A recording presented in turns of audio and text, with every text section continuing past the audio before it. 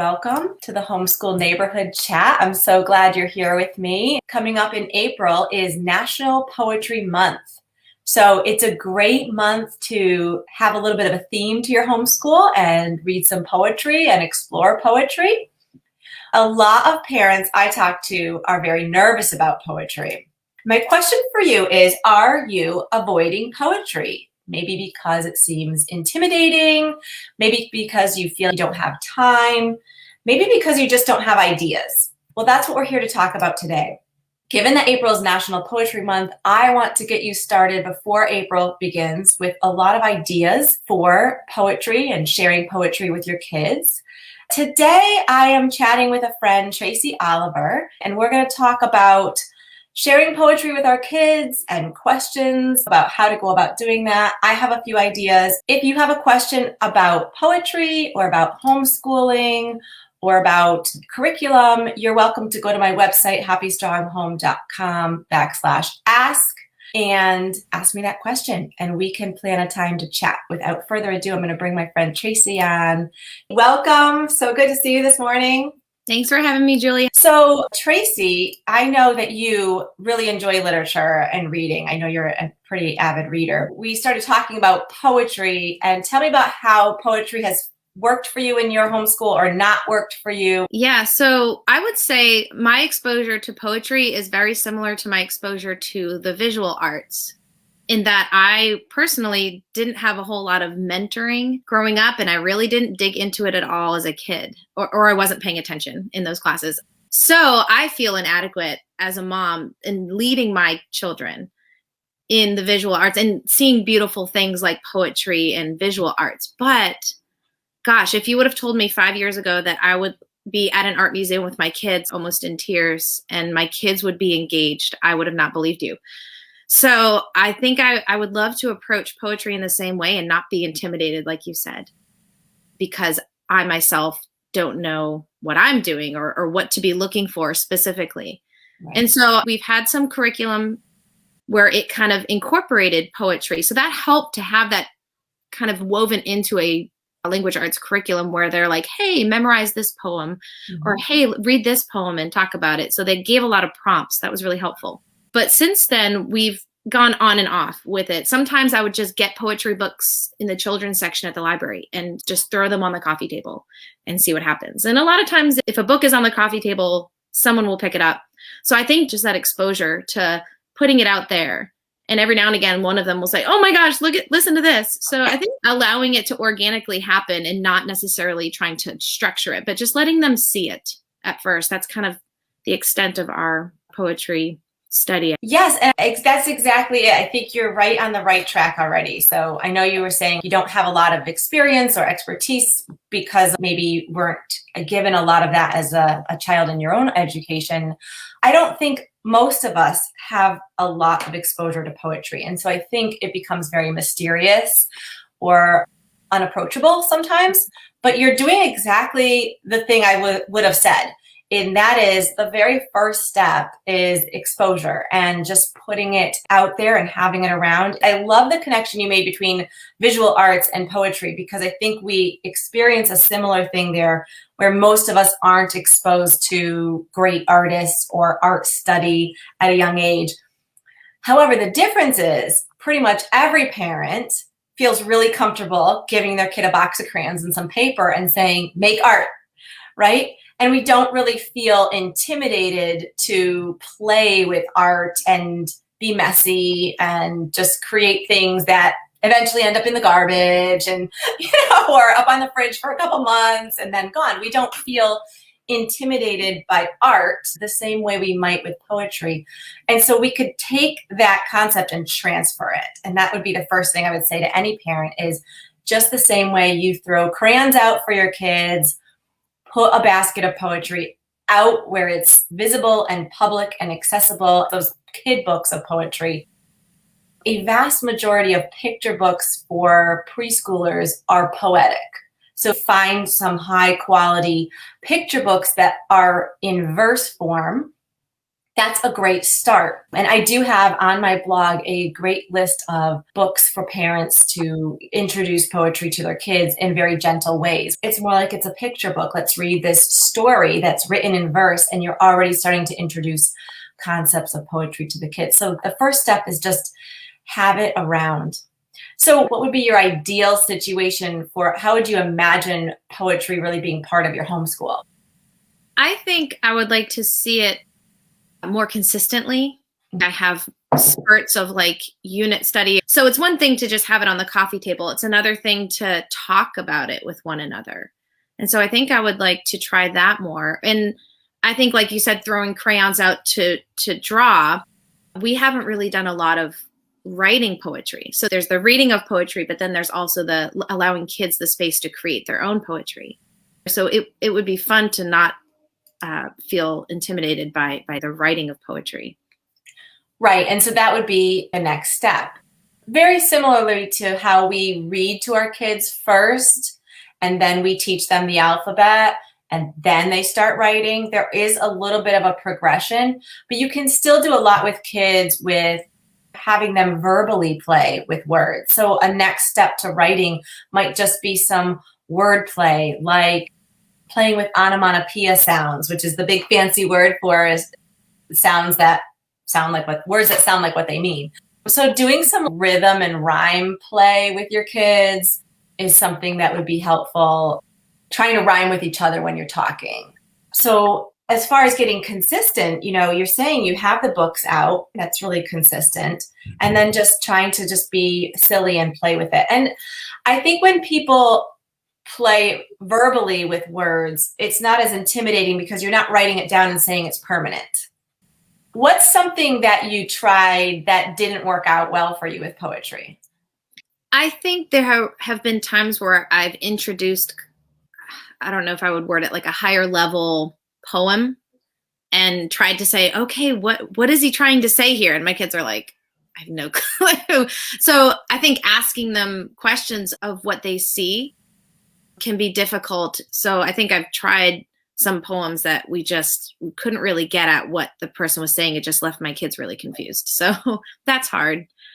Yeah. And I think that is a step after exposure to poetry, playing with words, trying to write your own. And then the analyzing what an author means is definitely, like you said, a higher level skill. And I would say not to worry about that at the younger ages. But one thing you could just try is you sharing for them what you thought an author meant, and not really expecting them to share what they think an author means. But I think if the kids see you trying to understand what's being said there, they'll start to feel like it's a natural thing to question and interact with a poem. Does that make sense? If you're like, oh, wow, this poet talks about the rain, and that kind of makes me think how I feel when it's raining. And just kind of leaving it out there for kids to say, oh, well, when mom reads a poem, she has a reaction to it. So we call it thinking aloud, kind of modeling what should be going on in your mind when you are reading, and is an interaction with the author. So it sounds like you're doing a lot of good things. You're bringing poetry in. You're doing a little bit of discussing of poetry. And maybe just to keep it really simple and make it like you saying what you have to say about poetry. And if your kids start hearing that, they will probably start having their own thoughts as well, because you're saying it's okay to have a thought about this poem. There's no right or wrong sometimes. That, but also just giving them permission to just have a thought about the poem, and that's all it has to be. It doesn't have to be incredibly deep at the beginning, just to say that when we read poetry, we have thoughts about it, we have reactions to it. And that's the beginning of analysis, really, which they won't get to until down the road. And that's just the thing I would say to parents listening about poetry, is to keep it easy and simple and fun to start out, and just bring in one more thing as you go, as kids get comfortable, as they get comfortable seeing poetry books out and picking up poetry and reading poetry. Bring in one more thing. Tracy, you just bring in your sharing your thoughts about a poem. That's just that one more thing you could try for this week or this month or even this school year. You have many years of school to weave poetry in and out. Kind of going back to our art conversation. we know that kids are going to scribble at first, but we also know they have many years to practice and play around with art, with different techniques, with different mediums. And that's the same with poetry. You're going to have a lot of time to play with silly rhyme and move on to more serious rhyme and verse and explore different genres, haiku and form poems. So we have lots of time to play with it. But like you said, the consistency. Do you have a time in your week when you have time for poetry? Sadly, I think poetry has been one of those aspects of our homeschooling that is, oh, when we have time or when we get to it. And, you know, a lot of times those things don't happen because by the time you get finished with the foundational things, the kids are ready to go play outside. Or I think that's what's hard too, is seeing it as something that, okay, we can do this once a week or once every couple weeks, and that's okay. We don't have to do it every day. So I think it's me committing to doing it more consistently instead of being like, oh, it's been a few months and we haven't read a poem. Let's try to do that. I feel like we should because I'm homeschooler. I put this dutiful pressure on myself to say, oh, we've got to do that, instead of getting excited about it and thinking this will be so good. Right. I'm hearing you say, I feel like I should. That's a really interesting comment because I think parents have a sense of obligation about poetry. And it's because poetry is, I think it's important. I mean, there are a lot of benefits to poetry with pattern recognition and listening skills. And also it can help you make logical conclusions. There's a lot of embedded learning opportunities in poetry. Somehow we know poetry will help our kids, but how to get there regularly is so intimidating. And that's why I think a lot of parents just avoid it. But here's something I would say.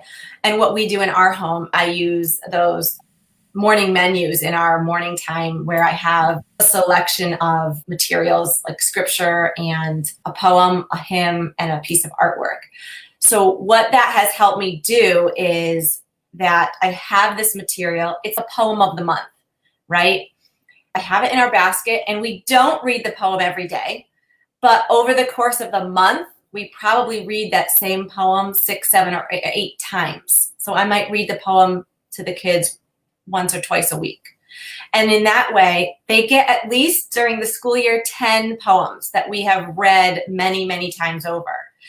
And for me, that takes a lot of the pressure off because I could just be like, hey, let's read our poem of the month. And some mornings we just read it and we stick it back in the basket and there's no comment. It's just like, check, done. But other mornings I'll read it and say, hey, did you notice there's some rhyme in this poem? Let's point to all the words that rhyme. Or what's the simile in this poem? And I'm able to introduce a deeper concept. But on a lot of mornings, we just read it. And that's it. And so that's that regular exposure without any pressure. We just read poetry in our home. Does that sound like something doable for you?